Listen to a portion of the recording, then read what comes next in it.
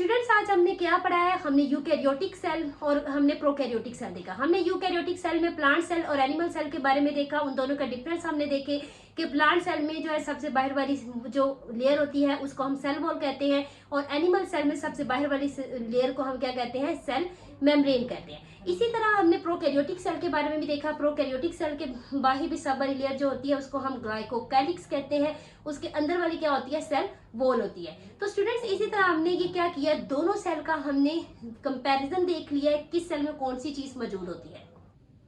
जी students, हम structure of cell के बारे में पढ़ने जा रहे हैं। तो सबसे पहले जो बेसिक स्ट्रक्चर ऑफ सेल है, बेसिक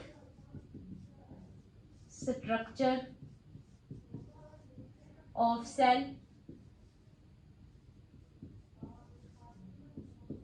जो बेटा basic structure of a cell है, सबसे पहले किसने स्टडी किया है, रॉबर्ट हुक, जो कि एक इंग्लिश साइंटिस्ट है, एक अंग्रेज साइंसदान है। उन्होंने क्या किया है बेटा, इसको स्टडी किया है। ठीक है, सबसे पहले क्या नाम है उनका, रॉबर्ट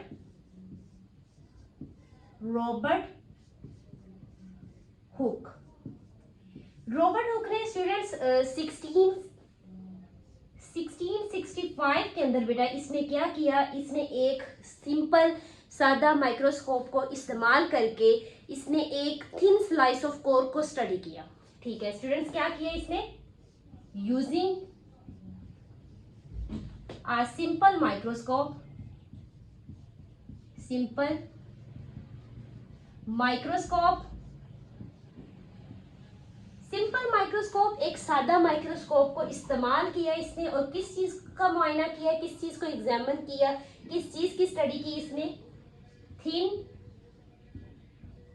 स्लाइस ऑफ कॉर्क।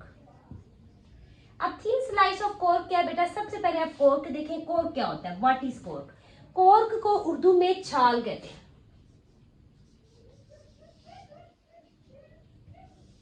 क्या है, छाल। अब ये जो प्लांट पौधे होते हैं बेटा, उनके जो स्टेम तना होता है उसके बाहर जो सबसे जो खुदरी सा हमें तने के ऊपर महसूस होता है, उसको हम छाल कॉर्क कहते हैं। ठीक है, तो इसने बेटा कॉर्क के क्या लिया, इसने कॉर्क के बारीक जो था उसका टुकड़ा लिया। ठीक है, कॉर्क का क्या स्टूडेंट्स इसने लिया, थिन स्लाइस। स्लाइस मीन कोई उसकी तह या उसका क्या लिया, एक टुकड़ा लिया। उसको इसने माइक्रोस्कोप में देखा, तो इस माइक्रोस्कोप में इसको क्या नजर आया स्टूडेंट्स, इस माइक्रोस्कोप में इसको हनी कॉम्ब लाइक स्ट्रक्चर्स नजर आई। जैसे शहद का एक छत्ता होता है वैसी इसको साख्त नजर आई, और इसीलिए इसने इसको कहा tiny box like structures, tiny box like structures. Tiny box like क्या नजर आई, इसको स्ट्रक्चर नजर आई। अब इसलिए जो एक टीनी मीन एक छोटी जो एक बॉक्स, एक डब्बा जो होता है उसकी तरह की स्ट्रक्चर नजर आई, तो उसकी वजह से बेटा इसने क्या नाम दे दिया, इन टीनी बॉक्स लाइक स्ट्रक्चर को इसने नाम दिया सेल्स का। अब ये टीनी बॉक्स लाइक स्ट्रक्चर बेटा कैसी दिखती थी, ये इस तरह नजर आती थी।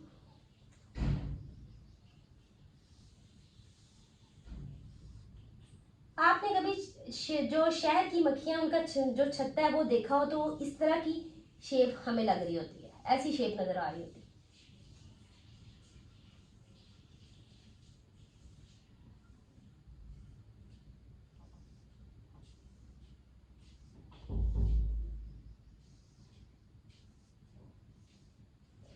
जी स्टूडेंट्स, तो ये इस तरह की जो स्ट्रक्चर नजर आ रही है, ठीक है, इसको इसने क्या नाम दिया, इसको शहर की मक्खियों के छत्ते की तरह एक साख्त नजर आई, जिसको इसने क्या नाम दिया कि इसको इस तरह की ये जो कंपार्टमेंट्स नाम दिया। ठीक है, ये इसको कंपार्टमेंट्स नजर आए, ये खाने इस तरह नजर आए, कंपार्टमेंट्स। ये जो खाने इसको इस तरह नजर आए बेटा, इन्हीं कंपार्टमेंट्स को, इन्हीं टीनी बॉक्स लाइक स्ट्रक्चर को बेटा इसने क्या नाम दिया, सेल्स का। क्या नाम दिया, सेल्स का नाम दिया। अब ये जो कॉर्क होता है ना स्टूडेंट्स, ये क्या होता है, ये डेड सेल होते हैं, ये मुर्दा सेल होते हैं, डेड सेल। तो अब बेटा रॉबर्ट हुक है, रॉबर्ट हुक ने सेल की इंटरनल स्ट्रक्चर, अंदरूनी साख्त के बारे में बेटा इसने स्टडी नहीं किया, ठीक है। इसको सिर्फ ये क्या नजर आए, इसको ये एक खाली जो है इस तरह बॉक्स की तरह छोटे छोटे बॉक्स नजर आए, कंपार्टमेंट्स खाने नजर आए, इसको इसने सेल का नाम दे दिया। जैसे ये जो प्रिजनर्स कैदी होते हैं इनको क्या किया जाता है, इनको भी जहां पे रखा जाता है उसको भी सेल का नाम दिया जाता है। तो अब ये बेटा आगे इसने इंटरनल स्ट्रक्चर को क्या नहीं किया, इसने do not study internal structure of cells. तो इसने क्या नहीं स्टडी किया, डू नॉट स्टडी इंटरनल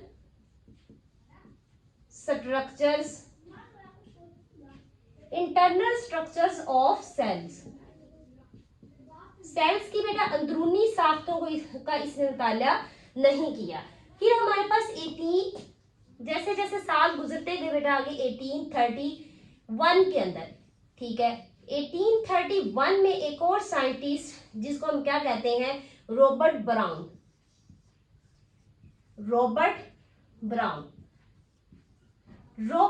ने स्टूडेंट्स क्या दरियाफ्त किया, रॉबर्ट ब्राउन ने सेल के अंदर न्यूक्लियस को दरियाफ्त किया। ठीक है, इन्होंने क्या डिस्कवर किया, दरियाफ्त किया है, न्यूक्लियस।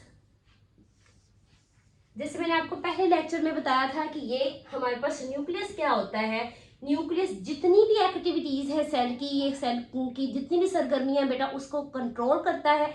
इसलिए इस न्यूक्लियस को हम ब्रेन ऑफ द सेल भी कहते हैं, ब्रेन ऑफ द सेल।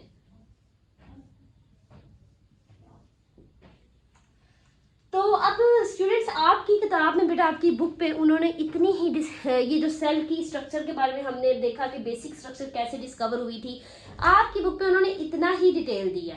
ठीक है, अब नेक्स्ट जो एफएससी की क्लास है उसमें इसको डिटेल के साथ बताया गया। जी स्टूडेंट्स, तो नेक्स्ट जो एफएससी की बुक में बेटा सेल का चैप्टर दिया गया है, वहाँ काफ़ी डिटेल के अंदर डिस्कवरीज है। तो जब हम नेक्स्ट एफएससी का ये चैप्टर पढ़ेंगे तो इंशाल्लाह बाकी सारी डिटेल वहाँ पढ़ेंगे, क्योंकि ये 9th क्लास का मैं पढ़ा रही हूँ, तो इंशाल्लाह नेक्स्ट एफएससी का भी हम इंशाल्लाह ज़रूर पढ़ेंगे। तो अब नेक्स्ट बेटा हम देख लेते हैं कि टाइप्स ऑफ सेल क्या होती है। 2 तरह का सेल होता है। तो नेक्स्ट बेटा हम पढ़ने जा रहे हैं types of cells. Types of cells. Cells की कितनी इकसाम होती है स्टूडेंट, सेल की 2 इकसाम होती है हमारे पास। ठीक है, prokaryotic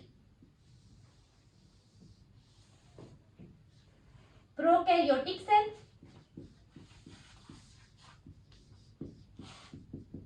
prokaryotic cell, eukaryotic cell.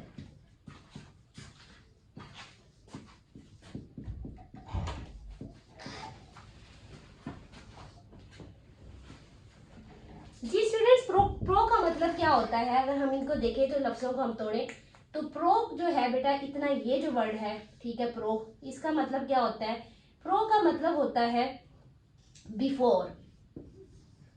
क्या मतलब है इसका, बिफोर, और या इसको हम क्या कहेंगे, प्रीमिटिव।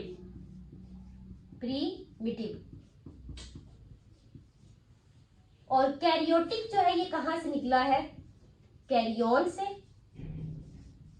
और इन कैरियोन का मतलब क्या होता है, न्यूक्लियस।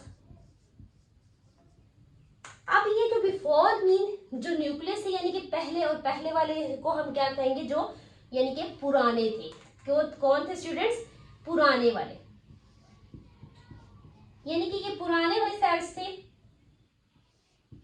जिनके अंदर स्टूडेंट्स क्या होता है, नो डेफिनेट न्यूक्लियस, जिनके अंदर कोई वाज़ेह न्यूक्लियस नहीं होता, जिनके अंदर स्टूडेंट्स क्या नहीं होता, वाज़ेह न्यूक्लियस नहीं, जिनके अंदर वाज़ेह न्यूक्लियस नहीं होता। ठीक है, अब दूसरे जो है हमारे पास क्या है, यूकैरियोटिक। यू का मतलब स्टूडेंट्स क्या होता है, अगर इतने लफ्ज को मैं देखूं, यू का मतलब क्या है, ट्रू, और कैरियोटिक ऐसे ही न्यूक्लियस, ये ट्रू न्यूक्लियस वाले, यानी कि जिनके अंदर डेफिनेट न्यूक्लियस होता है, जिनके अंदर क्या होता है, डेफिनेट न्यूक्लियस, वाज़ेह न्यूक्लियस होता है स्टूडेंट्स इनके अंदर। ठीक है, तो अब हमारे पास जो प्रोकैरियोटिक है इनको हम क्या कहते हैं, सिंपल जानदार होते हैं। ठीक है बेटा, इनमें कौन से जानदार आते हैं, सिंपल ऑर्गेनिजम्स, ये सिंपल सादा होते हैं। ठीक है, और इनमें कोई भी no membrane bound organelles. Organelles क्या है बेटा, सेल के अंदर भी मजीद आगे छोटी छोटी साख्तें होती हैं जिनको हम ऑर्गेनेलिस कहते हैं। ठीक है, तो अब नो मेम्ब्रेन बाउंड ऑर्गेनेलिस का क्या मतलब है कि इनके अंदर जो ऑर्गेनेलिस बेटा होती हैं, ठीक है, वो उनकी कोई भी मेम्ब्रेन नहीं होती। ये आगे डिटेल के अंदर इंशाल्लाह अभी हमने पढ़ना है तो आपको मजीद समझ आ जाएगा। यूकैरियोटिक सेल जो होते हैं स्टूडेंट्स, ये क्या होते हैं, यूकैरियोटिक सेल जो हैं ये स्टूडेंट्स क्या होते हैं, ये कॉम्प्लेक्स होते हैं। क्या होते हैं, कॉम्प्लेक्स, पेचीदा होते हैं। ठीक है, इनसे इनका जो स्ट्रक्चर होता है वो क्या होता है, कॉम्प्लेक्स, पेचीदा होता है। अब इसीलिए, और इनके अंदर क्या होता है स्टूडेंट्स, मेम्ब्रेन बाउंड ऑर्गेनेलिस होती हैं, मेम्ब्रेन बाउंड ऑर्गेनेलिस।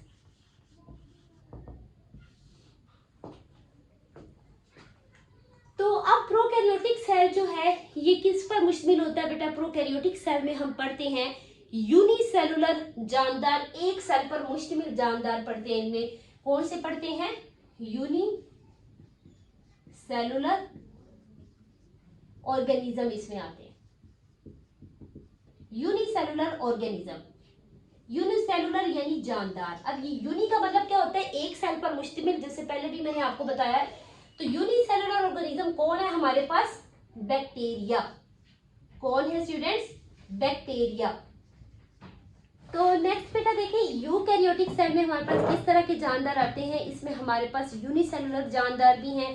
ठीक है, वो वाले जानदार जो यानी एक सेल पे मुश्तमिल है लेकिन वो यूकैरियोटिक है, उनके अंदर वाज़ा न्यूक्लियस पाया जाता है। और कुछ ऐसे जानदार जो हमारे पास क्या आ जाते हैं, एक से ज्यादा सेल्स पर मुश्तमिल होते हैं, मल्टी सेलुलर ऑर्गेनिज्म इसमें आ जाते हैं। हमारे पास क्या आ जाते हैं स्टूडेंट्स,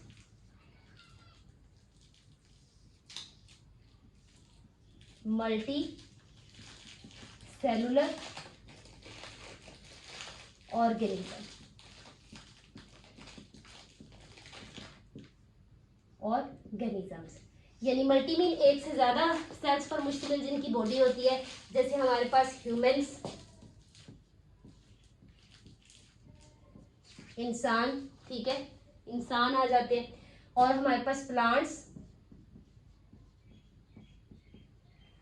ठीक है, और आगे हमारे पास और भी हैं। ठीक है, जो हमने पिछले जो हमारा सेकंड चैप्टर है उसके अंदर क्लासिफिकेशन ऑफ ऑर्गेनिजम्स की जो हमने की है, उसके अंदर हमने पढ़ा हुआ है 5 किंगडम क्लासिफिकेशन जो है। ठीक है, वो भी इंशाल्लाह लेक्चर देंगे तो उसमें आपको वाज़िया पूरे किंगडम जो है ना इंशाल्लाह पढ़ाऊंगी, तो फिर आपको समझ आएगा।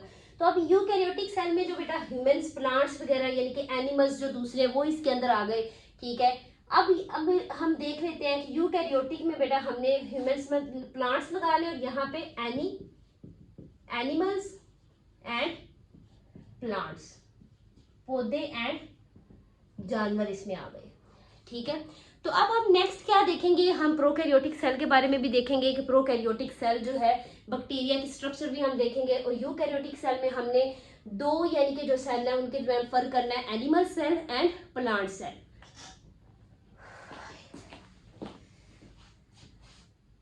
रिमूव करके स्ट्रक्चर वाले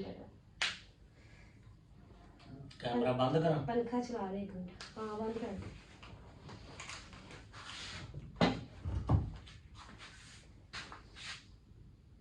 जी स्टूडेंट्स, हमने प्रोकैरियोटिक और यूकैरियोटिक सेल के बारे में देखा था। अब जो यूकैरियोटिक सेल है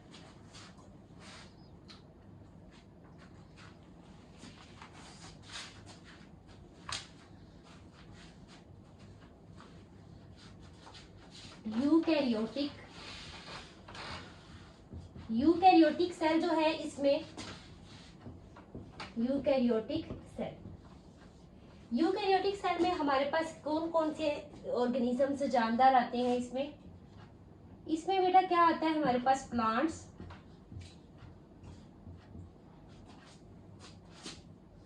एनिमल्स, फंजाई,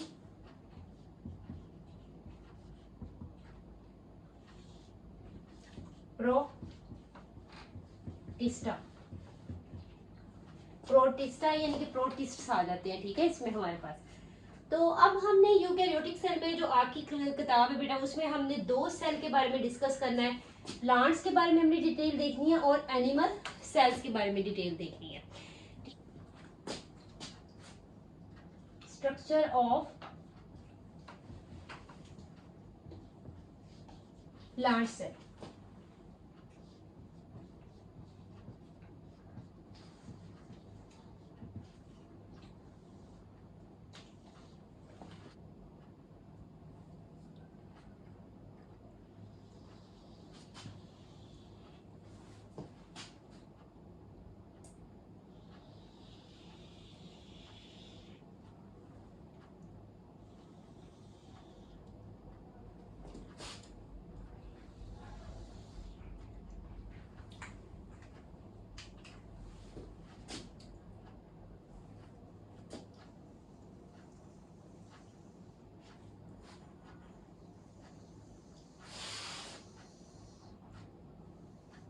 ये जो सबसे बाहरी वाली लेयर मैं बना रही हूँ, जिसको हम आउटर मोस्ट लेयर कहते हैं, इस लेयर का नाम क्या होता है? Cell wall.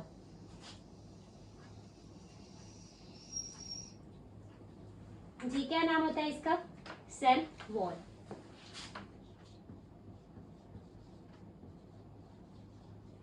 और ये जो अंदर वाली लेयर है, इसको हम क्या कहते हैं? Cell membrane.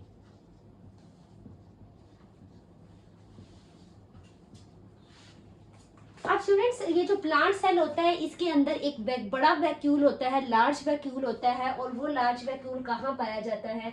वो लार्ज वैक्यूल सेंटर में होता है। कहाँ पे होता है? सेंटर में।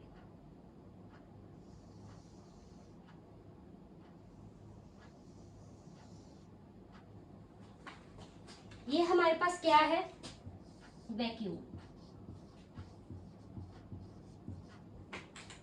अब इसके सेंटर में होने की वजह से जो न्यूक्लियस होता है प्लांट सेल के अंदर, वो एक साइड पे होता है।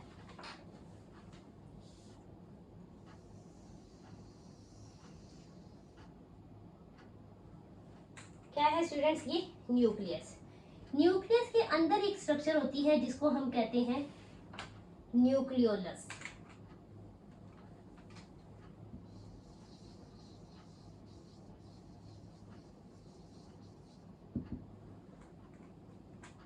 ये हमारा क्या है स्टूडेंट्स? न्यूक्लियस।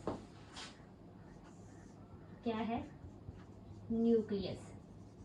और इस न्यूक्लियस के अंदर ये वाली स्ट्रक्चर कौन सी है? न्यूक्लियोलस। और ये क्या होता है? क्रोमाटिन।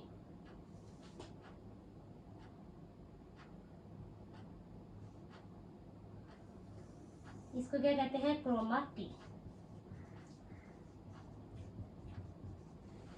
अब न्यूक्लियस के गिर्द स्टूडेंट्स क्या होता है?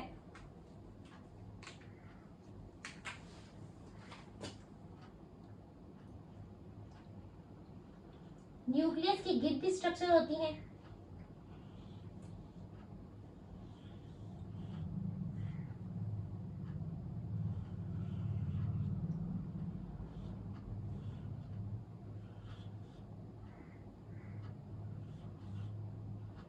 ये मैं क्या बना रही हूँ स्टूडेंट्स? ये एंडोप्लाज्मिक रेटिकुलम। ये इसका पूरा जाल जो है न्यूक्लियस की गिर्द ये फैली हुई होती है।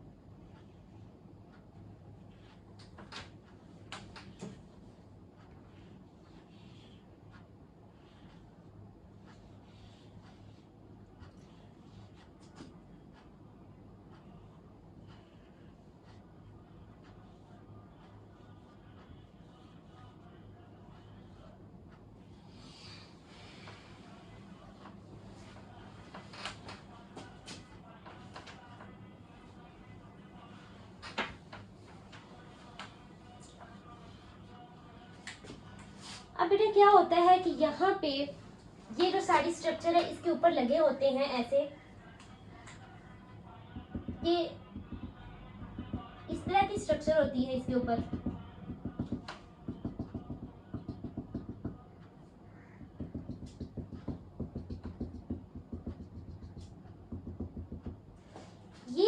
स्ट्रक्चर है बेटा, इसके ऊपर क्या है, ये जो पूरी का पूरा नेटवर्क आपको नजर आ रहा है, इसको एंडोप्लाज्मिक रेटिकुलम कहते हैं।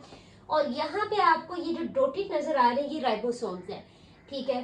तो एंडोप्लाज्मिक रेटिकुलम के जिस पोर्शन हिस्से के ऊपर बेटा राइबोसोम्स मौजूद होते हैं, उसको क्या कहा जाता है, उसको रफ एंडोप्लाज्मिक रेटिकुलम कहा जाता है, RER, रफ एंडोप्लाज्मिक रेटिकुलम। और जहां पे आप देख रहे हैं कि राइबोसोम मौजूद नहीं है, इस हिस्से को क्या कहते हैं, स्मूथ एंडोप्लाज्मिक रेटिकुलम। क्या कहते हैं स्टूडेंट्स, स्मूथ एंडोप्लाज्मिक रेटिकुलम। अब ये इनके हम फंक्शन भी एक दफा पढ़ते हैं, एक वन बाय वन करके एक एक इनके जो भी फंक्शन काम है मैं आपको बताऊंगी। मजीद आगे हमने पूरा चैप्टर ही इन पूरी ऑर्गेनाइज के बारे में पढ़ना है। ये जो सेल के अंदर मैं ये चीजें बना रही हूँ, इस सेल के अंदर इनको क्या कहते हैं, स्ट्रक्चर्स को, छोटी छोटी जो साख्तें, इनको ऑर्गेनाइज कहा जाता है, ठीक है। अब ये जो न्यूक्लियस मैंने बनाया था, यहाँ पे न्यूक्लियस के अंदर, क्योंकि न्यूक्लियस जो है वो दो तहों पर मुश्तमिल होता है, डबल लेयर होता है इसकी, इसी दोनों तहों को हम इकट्ठा कह देते हैं न्यूक्लियर इनवैल्व। क्या कह देते हैं स्टूडेंट्स, न्यूक्लियर इनवैल्व। न्यूक्लियर इनवैल्व।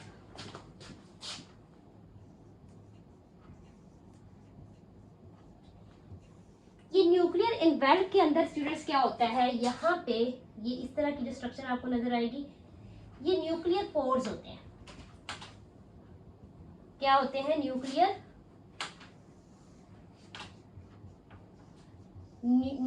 पोर्स।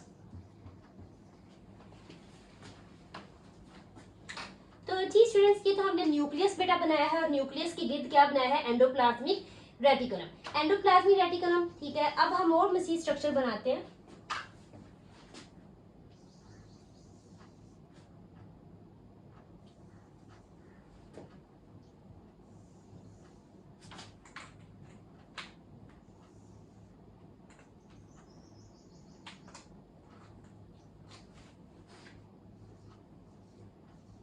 ये स्टूडेंट्स क्या बन रहा है, क्लोरोप्लास्ट। पौधों में मौजूद होता है क्लोरोप्लास्ट।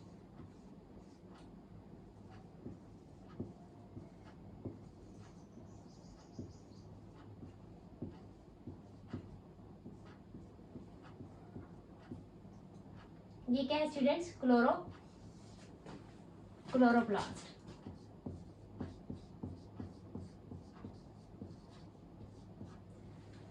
अब यहाँ पे ये स्ट्रक्चर जो मैंने बनाई है, ये क्या है स्टूडेंट्स, माइटोकॉन्ड्रिया। ये क्या है, एक से ज्यादा माइटोकॉन्ड्रिया, एक से ज्यादा होते हैं तो उनको हम माइटोकॉन्ड्रिया कहते हैं। तो ये मैंने एक बनाया, तो इसको मैं सिंगल को क्या कहूंगी, माइटोकॉन्ड्रियन। माइटोकॉन्ड्रियन भी आप कह सकते हैं, ठीक है। तो अब नेक्स्ट जो ऑर्गेनेली बनानी है वो कौन सी है,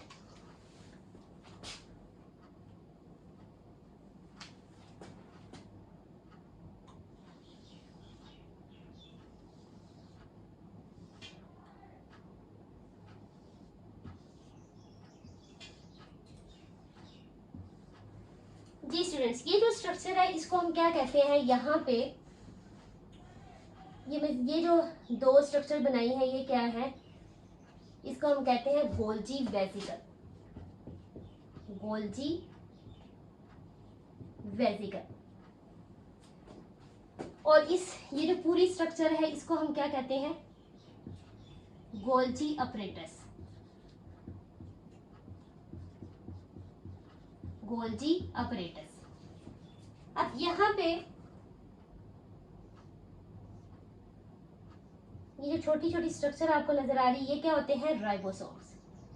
ये क्या होते हैं, राइबोसोम्स।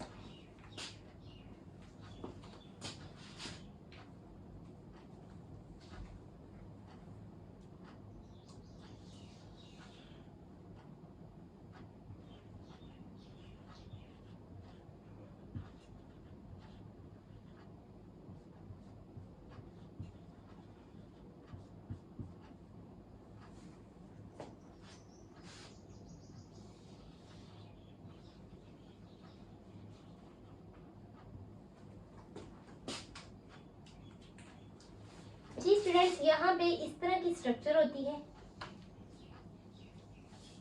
जिनको हम क्या कहते हैं, माइक्रोफिलामेंट्स।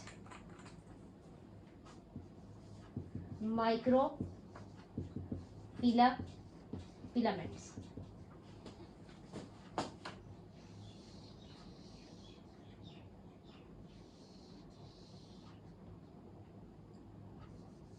ये जो स्ट्रक्चर होती है इनको हम क्या कहते हैं, माइक्रो ट्यूब्यूल्स। इनको क्या कहते हैं, माइक्रो ट्यूब्यूल्स। जी, तो एक और स्ट्रक्चर हमारे पास होती है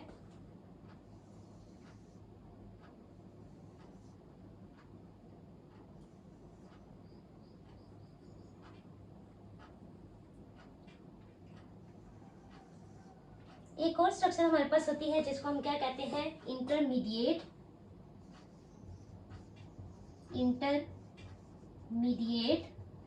फिलामेंट।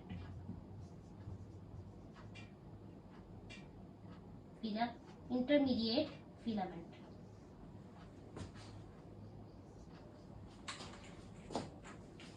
तो ये जो हमारे पास माइक्रोफिलामेंट्स, माइक्रोट्यूब्यूल्स और इंटरमीडिएट फिलामेंट है स्टूडेंट्स, इन तीनों को इकट्ठा हम कह देते हैं साइटोस्केलेटन। इन तीनों को इकट्ठा क्या कह देते हैं,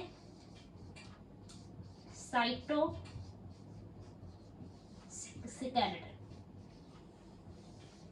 और ये सारी ऑर्गेनेलिज स्टूडेंट्स जहां पड़ी हुई हैं, ठीक है, उस हिस्से को हम क्या कहते हैं, साइटोप्लाज्म। उस हिस्से को क्या कहते हैं, साइटोप्लाज्म।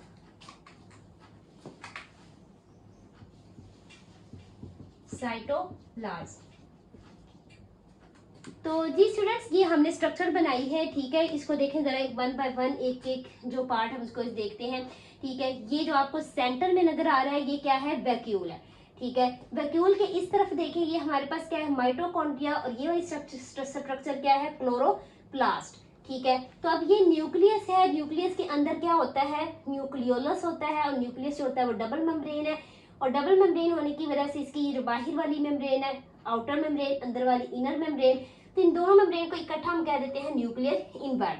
अब इनके अंदर ये जो तिनके आपको नजर आ रही है क्या होते हैं, न्यूक्लियर पोर्स होते हैं। अब ये जो ग्रीन कलर की स्ट्रक्चर आपको नजर आ रही है इसको क्या कहते हैं, क्रोमाटिन कहते हैं, ठीक है। तो अब ये जो बाहर आपको नेटवर्क नजर आ रहा है, जहां जहां ये डॉटेड आपको स्ट्रक्चर नजर आ रही है, इसको हम कहते हैं, क्योंकि ये राइबोसोम्स है तो इसको हम क्या कहते हैं, रफ एंडोप्लाज्मिक रेटिकुलम। और जहां पर राइबोसोम्स मौजूद नहीं होते उस स्ट्रक्चर को, एंडोप्लाज्मिक रेटिकुलम के हिस्से को क्या कहते हैं, स्मूथ एंडोप्लाज्मिक रेटिकुलम। अब ये जो स्ट्रक्चर आपको नजर आ रही है, ये जो आपको ये वाली स्ट्रक्चर, ये क्या है, माइक्रोफिलामेंट्स होते हैं, और ये जो ये नजर आ रही है इसको क्या कहते हैं, माइक्रोट्यूब्यूल्स कहते हैं, ठीक है। अब ये क्या है, ये भी माइटोकॉन्ड्रिया है, और ये भी क्या है, क्लोरोप्लास्ट। अब ये वाली स्ट्रक्चर कौन सी है, ये भी इंटरमीडिएट फिलामेंट होता है। अब ये जो तीनों microfilaments, microtubules and intermediate filaments से स्टूडेंट्स, इन तीनों को इकट्ठा हम क्या कहते हैं, साइटोस्केलेटन कहते हैं, ठीक है। उसके बाद ये जो आपको डॉटेड स्ट्रक्चर नजर आ रही है ये क्या होती है स्टूडेंट्स, ये क्या है, राइबोसोम्स, ठीक है। अब ये जो आपको स्ट्रक्चर नजर आ रही है इसको क्या कहते हैं, गोल्जी अपरेटस कहते हैं, ठीक है। अब वन बाय वन अगर हम देखें तो सेल वॉल का प्लांट की सबसे बाहरी वाली जो लेयर है स्टूडेंट्स, उसको क्या कहते हैं, सेल प्लांट की ये जो सबसे बाहरी वाली लेयर है इसको क्या कहते हैं, सेल वॉल कहते हैं, ठीक है। तो स्टूडेंट सेल वॉल में यहाँ पे क्या लगा होता है, यहाँ पे इस तरफ अगर हम देखें कि ये भी सेल वॉल है, ये भी क्या है, सेल वॉल है। यहाँ पे क्या लगे होते हैं, यहाँ पे ऐसे ही पोर्स बने हुए हैं,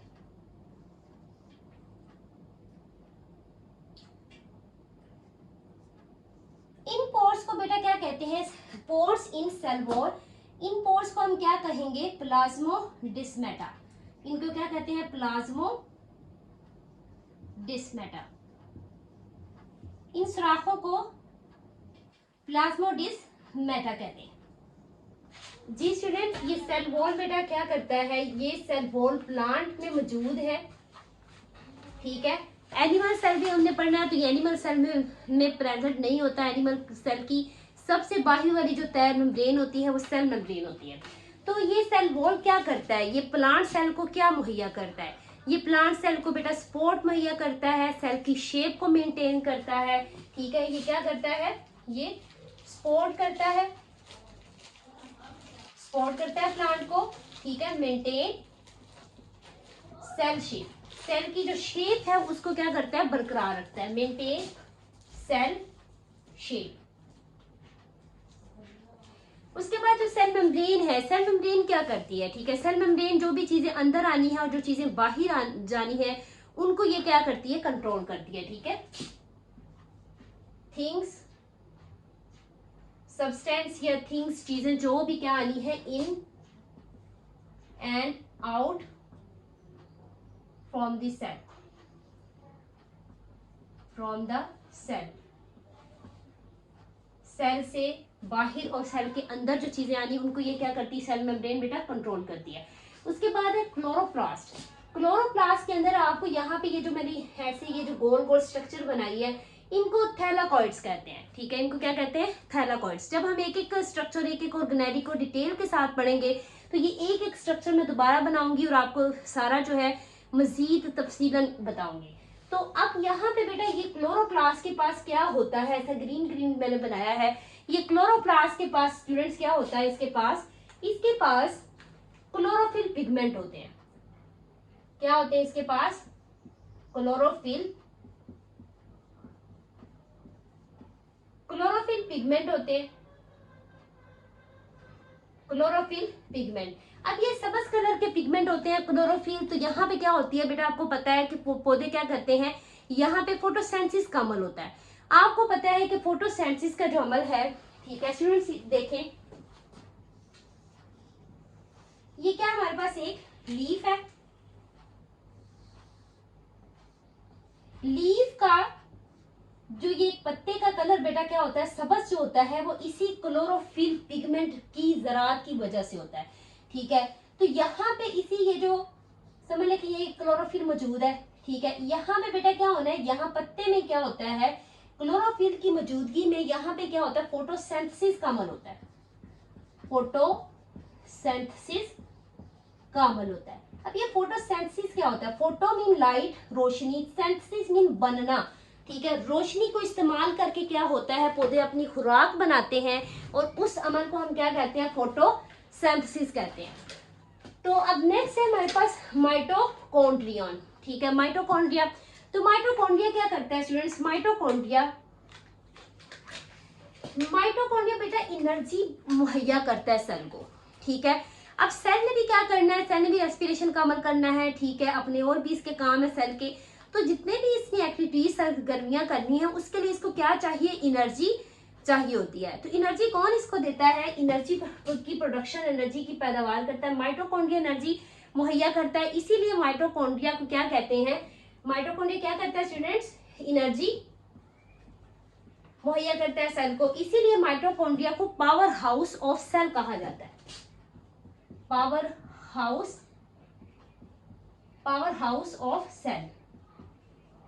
सेल का क्या कहा जाता है, इसको पावर हाउस कहा जाता है, ठीक है। उसके बाद ये जो आपको नजर आ रही है माइक्रोफिलामेंट, माइक्रोट्यूब्यूल्स, ये इंटरमीडिएट फिलामेंट जिसको हम इकट्ठा साइटोस्केलेटन कहते हैं। अब देखो ना, साइटोस्केलेटन, साइटो मीन ये क्या है, साइटोप्लाज्म के अंदर है, और ये स्केलेटन मीन जो ये स्ट्रक्चर्स हैं ये सारी मिलके बेटा क्या करती हैं, ये पूरे जो अंदर की ऑर्गेनेलिज हैं इन सबको क्या करेंगी, इन सबको प्रोटेक्शन करेंगी, इन सबको इनकी शेप को क्या करेंगी, सपोर्ट और मेंटेन करने में काम करती हैं, ठीक है। ये भी हम वन बाय वन इनको भी हमने क्या करना है, मजीद आगे डिटेल में डिस्कस करेंगे। उसके बाद है साइटोप्लाज्म।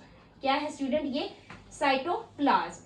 साइटोप्लाज्म बेटा क्या है, ये जेली लाइक स्ट्रक्चर है सेल के अंदर। किस तरह की स्ट्रक्चर है, जेली लाइक स्ट्रक्चर है, जिसमें क्या भरा हुआ है, ये फ्लूइड भरा हुआ है, ठीक है। और ये वो जगह है जहां पे तमाम केमिकल सेल के जितने भी रिएक्शंस है इसी के अंदर होना है। तो इसको हम ये भी कह सकते हैं साइट है of chemical reaction, site of chemical reaction, ठीक है। और साइटोप्लाज्म के अंदर बेटा केमिकल रिएक्शन हो रहे हैं और जितनी ऑर्गेनेली मौजूद हैं वो इसी साइटोप्लाज्म के अंदर मौजूद है। अब नेक्स्ट है हमारे पास न्यूक्लियस। न्यूक्लियस जैसे मैंने आपको पहले ही बताया है, ये क्या होता है, ये ब्रेन ऑफ सेल होता है। सेल का ये ब्रेन है, जितनी भी सेल की बेटा एक्टिविटीज, सरगर्मियां, काम, इस सबको कंट्रोल किसने करना है, न्यूक्लियस ने। लाइक ह्यूमंस ब्रेन, जैसे हमारा ब्रेन जो है हमारी सारी सरगर्मियों को कंट्रोल करता है, ऐसे सेल का न्यूक्लियस भी तमाम सेल की सरगर्मियां, एक्टिविटीज को कंट्रोल करता है। तो इसीलिए इसको क्या कहते हैं, ब्रेन ऑफ सेल कहा जाता है, ठीक है, ब्रेन ऑफ सेल। अब उसके बाद है न्यूक्लियोलस। ये न्यूक्लियोलस बेटा क्या काम करेंगे, ये भी प्रोटीन्स बनाएंगे, ठीक है, प्रोटीन बनाने में इनका काम है। उसके बाद रफ एंडोप्लाज्मिक रेटिकुलम, आपको स्ट्रक्चर में नजर आ रहा है, यहाँ पे क्या मौजूद है, आर के पास, रफ एंडोप्लाज्मिक रेटिकुलम के पास क्या है बेटा, राइबोसोम्स मौजूद है। तो ये भी क्या करते हैं, ये प्रोटीन्स बनाते हैं। क्या बनाते हैं,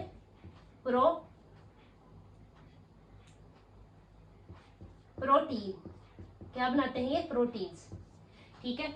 उसके बाद है हमारे पास ये न्यूक्लियर इनवेल्व के बारे में मैंने आपको बताया है, ठीक है। उसके बाद ये हमारे पास नेक्स्ट जो पोर्शन है, ये हमारे पास SER, smooth endoplasmic reticulum. Smooth में क्यों इसको कह रहे हैं, क्योंकि बेटा आपको स्ट्रक्चर नजर आ रही है, यहाँ पे राइबोसोम्स मौजूद नहीं होते, ठीक है। तो स्मूथ एंडोप्लाज्मिक रेटिकुलम का क्या काम होता है, लिपिड फॉर्मेशन, ये लिपिड बनाता है, इसका क्या काम है,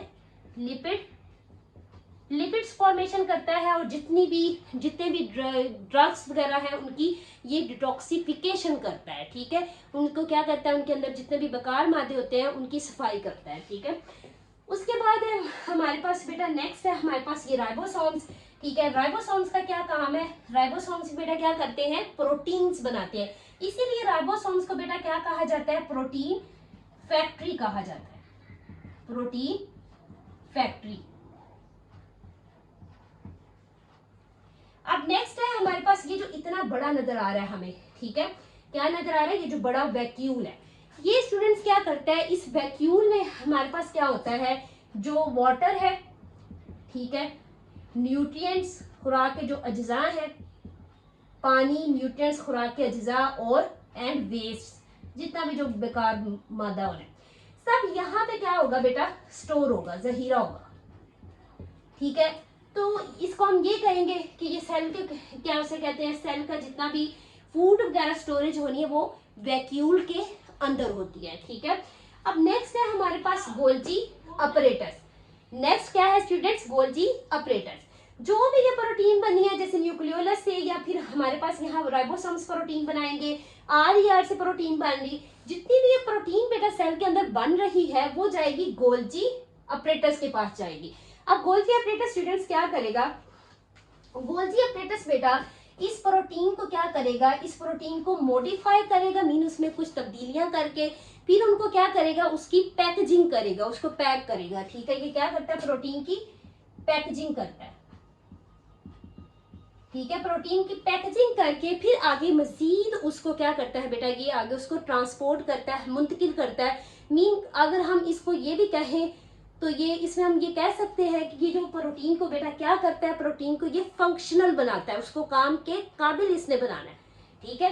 तो प्रोटीन की पैकेजिंग करके आगे उसे ट्रांसपोर्ट करेगा, उसे काम के काबिल बनाएगा, उसे फंक्शनल बनाएगा, ठीक है। तो जी स्टूडेंट्स, ये तो हमारा हमने ओवरऑल देख लिया है प्लांट सेल के बारे में, ठीक है। अब नेक्स्ट इंशाल्लाह हम एक एक ऑर्गेनेली को क्या करेंगे, डिटेल में डिस्कस करेंगे। अब इसके बाद इंशाल्लाह हमने एनिमल सेल को देखना है, इसके बाद हम डिटेल में एनिमल सेल के बारे में पढ़ेंगे। जी स्टूडेंट्स, अब नेक्स्ट हम देखेंगे structure of animal cell.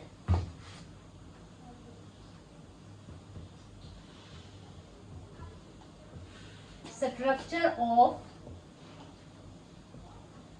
Animal cell. जिस तरह हमने प्लांट सेल की स्ट्रक्चर ड्रॉ की है, ठीक है, एनिमल सेल की स्ट्रक्चर जो है ऑलमोस्ट वैसी है, बस कुछ कुछ चीज़ें ऐसी हैं जो प्लांट सेल में मौजूद थी, जो एनिमल सेल में मौजूद नहीं है, और जो एनिमल सेल में मौजूद होंगी वो उधर प्लांट सेल में मौजूद नहीं होंगी।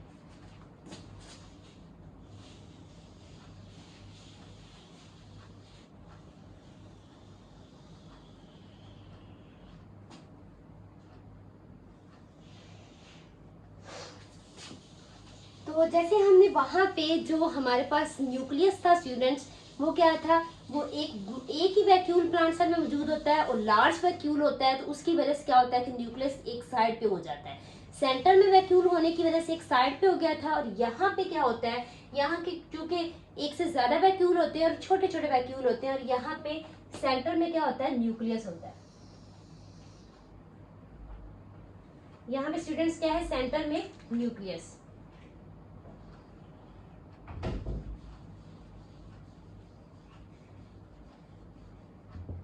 तो अब ये हमारे पास क्या है स्टूडेंट्स, न्यूक्लियस है।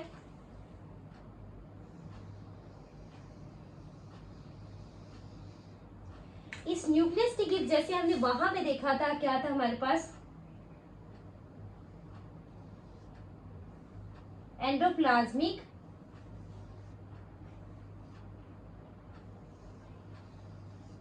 रेटिकुलम था, एंडोप्लाज्मिक रेटिकुलम।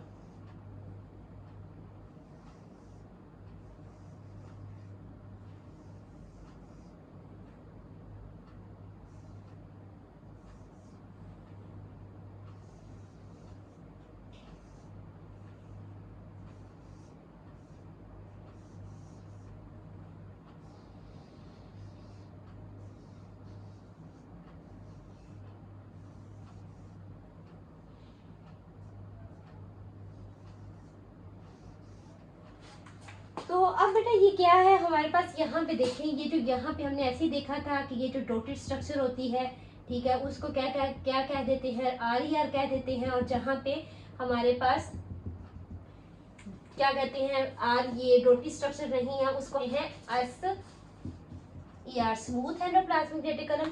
और जो हमारे पास ये वाली स्ट्रक्चर है, इसको हम क्या कह देते हैं, RER।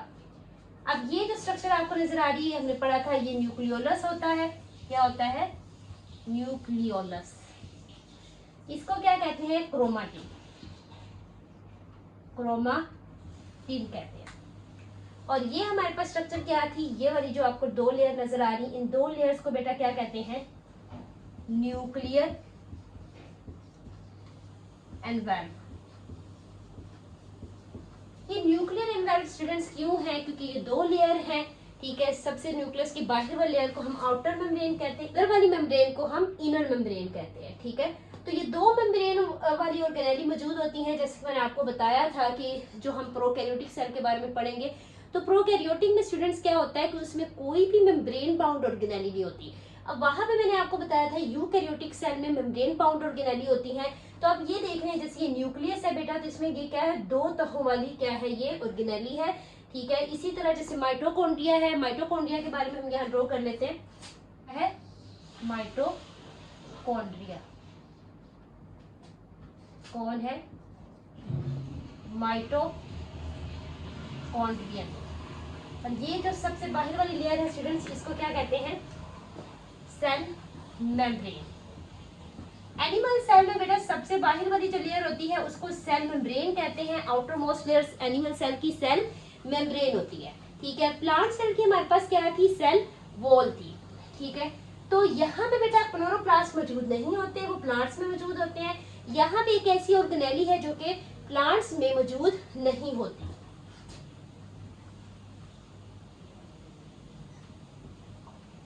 इसको हम कहते हैं सेंट्रोसोम। सेंट्रोसोम, इस सेंट्रोसोम के पास बेटा क्या होता है, इसके पास दो पेयर्स होते हैं बेटा। क्या पेयर होता है इसके पास, सेंट्रियूल्स का। किसका होता है, सेंट्रियूल्स का जोड़ा होता है इसके पास, ठीक है। तो अब ये सेंट्रियूल बेटा क्या करता है, ये जब सेल ने बेटा माइटोसिस मियोसिस का अमल करना है, सेल ने बेटा क्या करना है, तकसीम होना है, डिवाइड होना है, तो सेल की जब डिवीजन होती है तो बेटा उसमें ये क्या करता है, सेंट्रियोल सेल की डिवीजन में रोल प्ले करता है, हेल्प्स इन सेल डिवीजन। ये स्पिंडल फाइबर्स को क्या करेगा बेटा, अरेंज करता है, ठीक है। अब नेक्स्ट देखेंगे जो क्रोमाटिन मैंने बनाया है। क्रोमाटिन क्या है, क्रोमाटिन बेसिकली बेटा ये जब हम माइटोसिस मियोसिस का चैप्टर पढ़ेंगे वहां आप देखें क्रोमाटिन जब ये माइटोसिस मियोसिस का अमल होगा, सेल की डिवीजन का प्रोसेस होना है, ठीक है। तो उसमें क्रोमाटिन ये आपको धागे की शक्ल नजर आ रही, इसी धागे ने बेटा क्या बन जाना है, इसने ये वाली शेप बन जाना है, इसने कंडेंस होके इकट्ठा होके ये वाली शेप बन जाना है ड्यूरिंग सेल डिवीजन। तो उसको हम क्या कहेंगे बेटा, उसको हम इसको क्रोमोसोम कहते हैं, क्रोमोसोम, ठीक है। तो अब नेक्स्ट देखें, ये हमारे पास क्या है, यहाँ पे हमने ये चीज बना ली। अब यहाँ पे भी क्या होता है बेटा, यहाँ पे भी ये वाली स्ट्रक्चर है मौजूद है।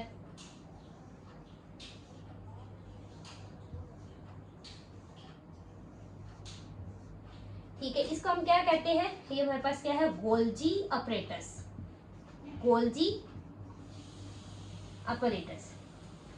और स्टूडेंट्स यहाँ पे क्या होता है बेटा, यहाँ पे हमारे पास ये इस तरह की मैंने स्ट्रक्चर बनाई थी जिसको मैंने कहा था इंटरमीडिएट फिलामेंट, इंटरमीडिएट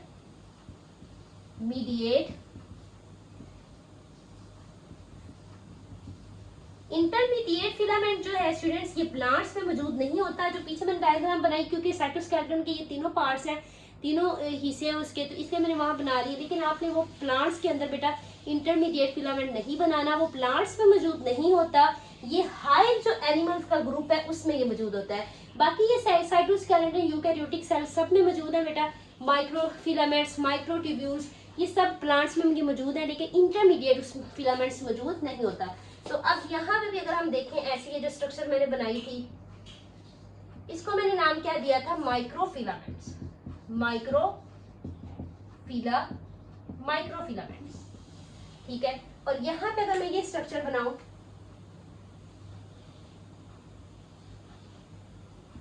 ये जो वाली स्ट्रक्चर थी ये क्या थे, माइक्रोट्यूब्यूल्स, ठीक है। अब यहाँ में बेटा क्या होता है कि ये चीज ऐसे, ये जो इस तरह आपको नजर आएगी, ये वाली जो स्ट्रक्चर आपको नजर आएगी इस तरह, ये क्या होते हैं, ये राइबोसोम्स होते हैं। क्या होते हैं, राइबोसोम्स, जो प्रोटीन बनाते हैं, जिसको हमने पीछे भी पढ़ा स्ट्रक्चर कि वो क्या होते हैं, कि जिनको हम प्रोटीन फैक्ट्री कहते हैं। ठीक है, अब ये इस तरह की कुछ स्ट्रक्चर होती है बेटा, ये ऐसी स्ट्रक्चर होती हैं दोनों, ठीक है, जिनको स्टूडेंट्स क्या कहा जाता है, इन दोनों को बेटा हम क्या कहते हैं, ये जो दो स्ट्रक्चर है हमारे पास, इन दोनों को स्टूडेंट्स कहा जाता है लाइजोसोम। क्या कहा जाता है स्टूडेंट्स, लाइजोसोम कहा जाता है। और ये जो लाइजोसोम है ये क्या करता है, ये जो वेस्ट मटेरियल होगा उसको ब्रेक डाउन करेगा, और इवन के ये क्या करता है बेटा, ये ऑर्गेनेलिस को भी खा जाता है। ठीक है, तो इसीलिए इस लाइसोसोम को हम क्या कहते हैं, इसको हम सुसाइडल बैग भी कहते हैं। ठीक है, जो पुराने माइटोकॉन्ड्रिया वगैरह होते हैं उनको भी ये गल्फ कर लेता है। तो अब यहाँ पे हमने क्या देखा है बेटा, यहाँ पे हमारे पास एक नई चीज लाइसोसोम आ गया। ठीक है, और हमारे पास सेंट्रोसोम ऑर्गेनेली आ गई। ठीक है, और हमारे पास गोल्जी वहां पे भी था, न्यूक्लियस का ये पोर्शन ये वाला क्या था वो वहां पे भी था। और स्टूडेंट्स यहाँ पे देखें बेटा, ये छोटे छोटे क्या होते हैं, एक से ज्यादा क्या होते हैं बेटा, एक से ज्यादा ये क्या मौजूद है, ये एक से ज्यादा क्या होते हैं, वैक्यूल्स होते हैं, छोटे छोटे स्मॉल होते हैं।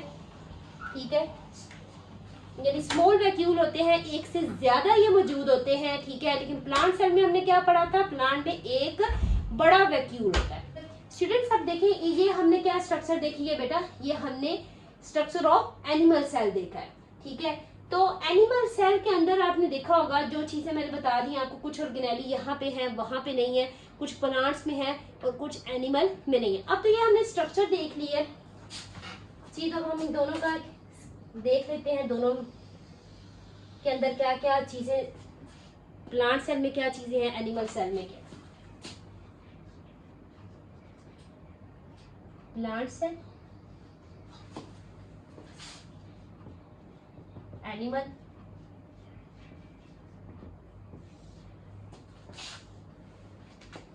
तो जी बेटा मैंने अभी आपको जैसे बताया था कि प्लांट सेल में आपने देखा है सबसे पहले बाहर वाली जो लेयर होती है जिसको क्या कहते हैं, सेल वॉल कहते हैं, ये प्लांट्स में मौजूद है। और एनिमल में ये क्या होती है, एब्सेंट। अब यहाँ पे एक सवाल बनता है, why cell wall is absent in animal cell. Animal cell में ये क्यों एब्सेंट होती है, क्योंकि एनिमल सेल बेटा क्या होता है, लोकोमोटरी सेल होता है। ठीक है, लोकोमोशन करनी होती है एनिमल्स ने, ठीक है, हरकत करनी होती है, जबकि प्लांट सेल में बेटा क्या होती है, लोकोमोशन नहीं होती। और ये जो सेल वॉल होती है बेटा प्लांट सेल में, ये सबसे बाहर वाली लेयर है, और ये क्या होती है, ये रिजिड लेयर होती है, सख्त तरीन ये क्या होती है बेटा, ये लेयर होती है, जिसकी वजह से प्लांट सेल जो है वो मूव नहीं करते और एनिमल सेल में ये मौजूद नहीं है, और इसलिए जो एनिमल सेल है वो क्या करते हैं, लोको मोशन शो करते हैं। ठीक है, अब नेक्स्ट हम देखें जी, इसके अंदर भी क्या है, सेल मेम्ब्रेन मौजूद है, जिसको हम प्लाज्मा मेम्ब्रेन भी कहते हैं। क्या कहते हैं, प्लाज्मा मेम्ब्रेन।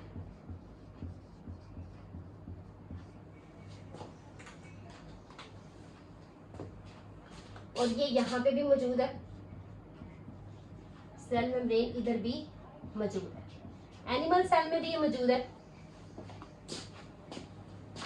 जितनी भी बेटा, ये भी प्लाज्मा मेम्ब्रेन भी सेल मेम्ब्रेन ही की तरह, ठीक है, एक ही चीज, फर्क क्या है कि जो एक सेल है ओवरऑल, ठीक है, उसको हम सेल मेम्ब्रेन कह देते हैं, और उसके अंदर जितनी भी ऑर्गेनेलिस हैं सबकी क्या है, सबकी मेम्ब्रेन होती है, तो उन सबको हम प्लाज्मा मेम्ब्रेन कह देते हैं। अब नेक्स्ट हम देखें तो प्लांट्स के अंदर बेटा हमने देखा था क्लोरोप्लास्ट।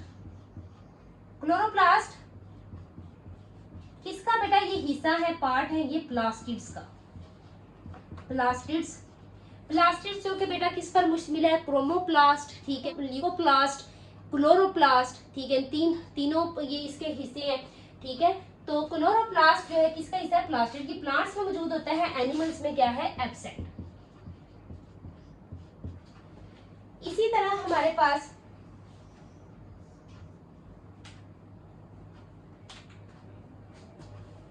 नेक्स्ट बेटा अगर हम देखें तो हमारे पास क्या मौजूद है, क्लोरोप्लास्ट हमने देख लिया जो प्लांट सेल में मौजूद है, एनिमल सेल में मौजूद नहीं है। यहाँ पे क्या होता है, लार्ज वैक्यूल हमने देखा था जो कि सेंट्रल वैक्यूल होता है, सेंटर में होता है। कहाँ पे होता है, सेंटर में। जबकि यहाँ पे क्या होते हैं, एक से मोर देन वन वैक्यूल्स होते हैं, मोर देन वन वैक्यूल्स, एक से ज्यादा वैक्यूल होते हैं, और क्या होते हैं, स्मॉल होते हैं, स्मॉलर इन साइज होते हैं, ठीक है, छोटे छोटे। अब एनिमल सेल में क्या होता है बेटा, एनिमल सेल में भी हमने देखा क्या मौजूद है, सेंट्रोसोम। सेंट्रोसोम जो कि प्लांट सेल में मौजूद नहीं है, प्लांट सेल में एब्सेंट होती है। ठीक है, और क्या चीज हमने देखी थी, लाइजोसोम। तो लाइजोसोम बेटा यहाँ पे क्या होते हैं, यहाँ टिपिकल लाइजोसोम मौजूद है, यानी कि लाइजोसोम यहाँ से ही मौजूद होते हैं, जबकि यहाँ पे लाइजोसोम जो होते हैं बेटा आर रेयर, कम मौजूद होते हैं, कभी कभार, यानी कि रेयर होते हैं। Lysosome are rare. उसके बाद यहाँ पे जो प्लांट सेल है, यहाँ पे माइटोकॉन्ड्रिया भी जो होते हैं वो लेस होते हैं, यहाँ पे माइटोकॉन्ड्रिया ज्यादा होते हैं। माइटोकॉन्ड्रिया क्या होते हैं, लेस होते हैं बेटा, और यहाँ क्या होते हैं, मोर।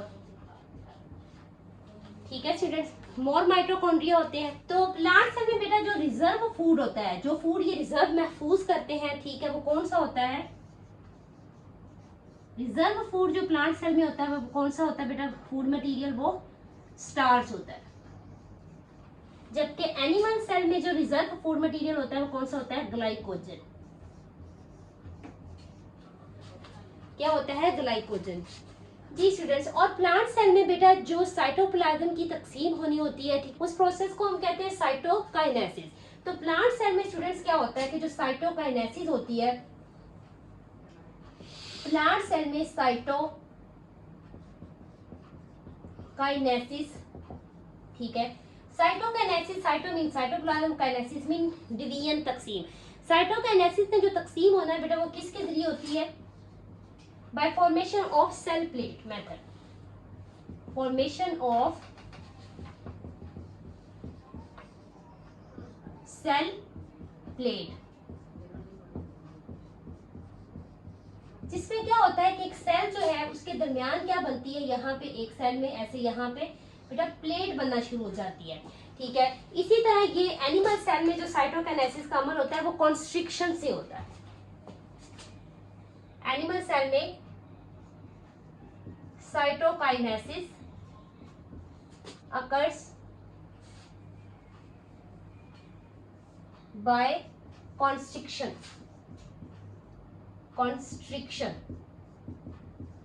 कि सेल जो होता है बेटा वो क्या होता है, अंदर की तरफ, सेल मेम्ब्रेन अंदर की तरफ धंसना शुरू हो जाती है। जैसे ये सेल है, ठीक है, तो यहाँ पे बेटा क्या होगा, ये सेल है तो ये अंदर की तरफ यहाँ पे सेल ऐसे, ये सेल अंदर की तरफ क्या हो जाएगा, धंसना शुरू हो जाएगा। एक टाइम पे होता है कि ये ऐसे बिल्कुल पिंच हो जाती है, बिल्कुल ये ऐसे मिल जाती है, ठीक है। तो फिर इसको हम क्या कह देते हैं, ये दो सेल में सेल तकसीम हो जाता है। इसी को हम कहते हैं कि साइटोकाइनेसिस, जो साइटोप्लाज्म की तकसीम है एनिमल सेल में, वो कॉन्स्ट्रिक्शन से है। तो ये तो हमने बेटा देखा है कि इसमें प्लांट सेल और एनिमल सेल में क्या है डिफरेंस। आपकी बुक पे उन्होंने प्लांट सेल और एनिमल सेल का क्या बताया हुआ है, डायग्राम बताई हुई है, और इस तरह उन्होंने इतनी डिटेल में इस तरह नहीं बताया हुआ, ठीक है। सेल वाला जो चैप्टर दिया वहाँ पे इस तरह का टेबल नहीं बना, प्लांट सेल के एनिमल सेल में फर्क दिया हो, उन्होंने वहाँ पे डायग्राम बनाई है, डायग्राम में सब बताया हुआ है, ठीक है। तो जिस तरह मैंने आपको डायग्राम बनाई है, आपने भी डायग्राम बनानी है, और उस तरह अगर आपको ये लॉन्ग क्वेश्चन आ सकता है, difference between plant cell and animal cell. और एक और बात जी, जो CSS के कम्पिटिटिव एग्जाम के स्टूडेंट्स हैं, जनरल साइंस में हमारा बायोलॉजिकल साइंसेस का जो पोर्शन होता है, उसका पहला चैप्टर ही क्या होता है, सेल का है, पहला टॉपिक उसका सेल का है। तो उस सेल के टॉपिक, सेल वाले जो चैप्टर से पास्ट ईयर में क्वेश्चन आया हुआ है, difference between plant cell and animal cell. तो आप लोग भी सुन सकते हैं और इससे इस्तेफादा हासिल कर सकते हैं। तो जी स्टूडेंट्स, अगर आपको ये वीडियो मुफीद लगे तो अपनी क्लास वालों के साथ शेयर करें, दूसरे लोगों के साथ शेयर करें। प्रोकैरियोटिक सेल, प्रोकैरियोटिक सेल के बारे में मैंने आपको बताया था। प्रो मीन क्या होता है, बिफोर या प्रिमिटिव, और कैरियोटिक मीन न्यूक्लियस, कि जिनके अंदर बाज़िया न्यूक्लियस नहीं होता, डेफिनेट न्यूक्लियस इनके अंदर, सही न्यूक्लियस बेटा इनके अंदर नहीं पाया जाता, ठीक है। तो अब ये इनके अंदर कौन से जानदार आते हैं, इनके अंदर जो एक ही सेल पर मुश्किल जानदार, बैक्टीरिया। तो हम बैक्टीरिया की स्ट्रक्चर भी देख लेते हैं।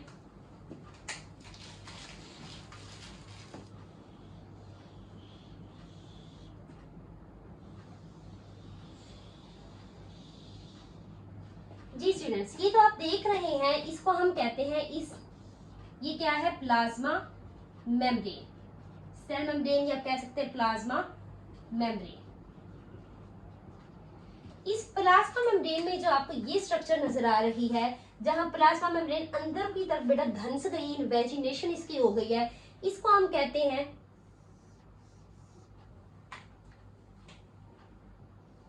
स्टूडेंट्स, इसको कहते हैं मीजोसोम। क्या कहते हैं, मीजोसोम। ये मीजोसोम का वही काम है जो यूकैरियोटिक सेल में माइटोकॉन्ड्रिया का काम है। माइटोकॉन्ड्रिया के पास क्या होते हैं, एंजाइम मौजूद होते हैं, जो रेस्पिरेशन में हम यूज करेंगे, ठीक है। तो माइटोकॉन्ड्रिया में बेटा जो काम माइटोकॉन्ड्रिया करता है, इसी तरह ये मीजोसोम भी यहाँ बैक्टीरिया सेल में मीजोसोम का यही काम है, ठीक है। रेस्पिरेशन वगैरह जो है इसके पास क्या होंगे, उसके लिए एंजाइम होंगे। तो अब नेक्स्ट जो बाकी वाली जो लेयर है, नेक्स्ट लेयर जो हमारे पास आती है वो कौन सी है,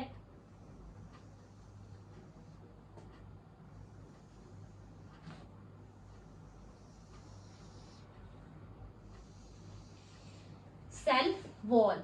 इसको क्या कहते हैं स्टूडेंट्स, सेल वॉल, इसको हम सेल वॉल कहते हैं। अब सेल वॉल के बाहर भी एक लेयर होती है जिसको हम कहते हैं ग्लाइकोकैलिक्स। क्या कहते हैं स्टूडेंट्स, ग्लाइकोकैलिक्स। ये जो बेटा 9th क्लास के स्टूडेंट्स हैं, आपकी बुक पे ग्लाइकोकैलिक्स नहीं दिया हुआ, लेकिन अगर आप डायग्राम बनाते हुए नहीं भी लिखेंगे तो कोई इशू नहीं है। क्या कहते हैं इसको, ग्लाइकोकैलिक्स।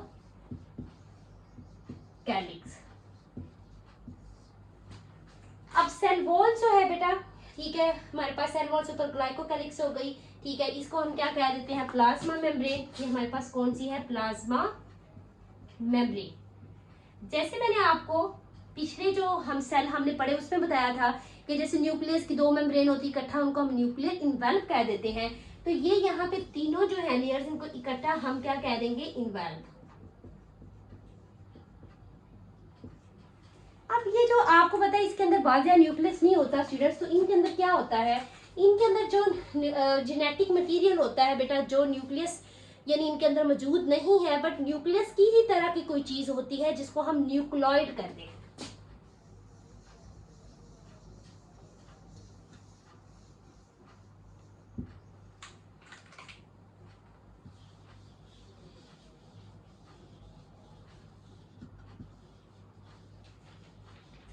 जिसको स्टूडेंट्स हम क्या कहेंगे,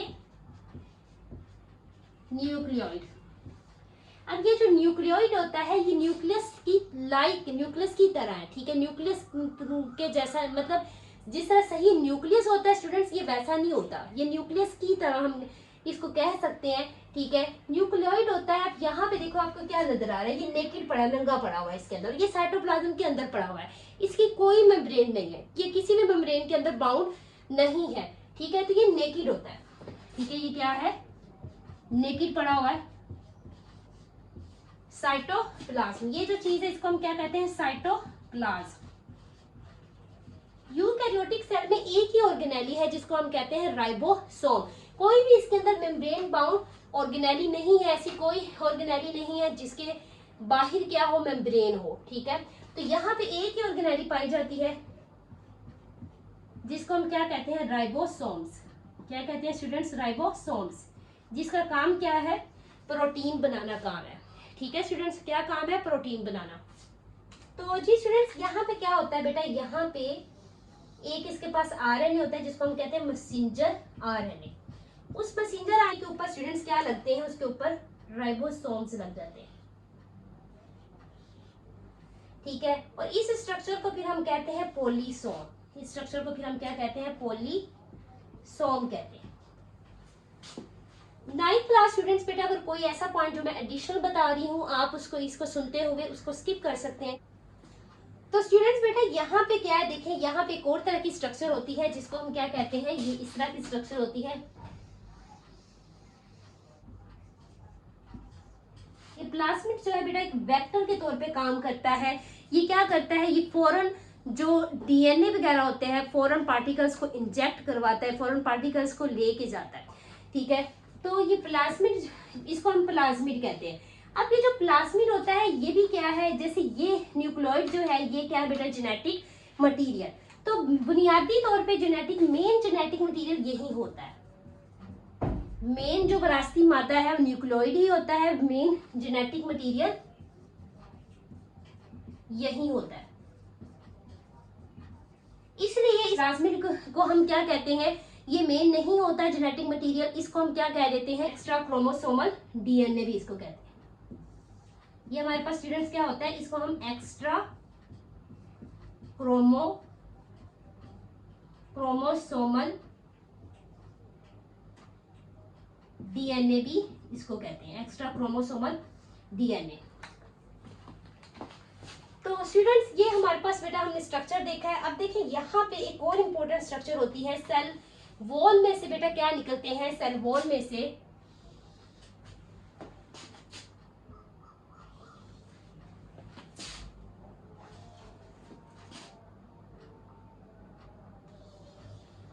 ये जो आपको स्ट्रक्चर नजर आ रही है इसको कहते हैं फ्लैजेला। फ्लैजेला जो है बेटा ये क्या काम करता है, बैक्टीरिया को किस चीज में मदद करता है बेटा, ये मूवमेंट में, हरकत में मदद देता है, मूवमेंट हरकत में ये मदद देता है। और एक और तरह की स्ट्रक्चर बेटा यहाँ निकलती है जिसको हम क्या कहते हैं, ये जो ऊपर वाली लेयर है यहाँ से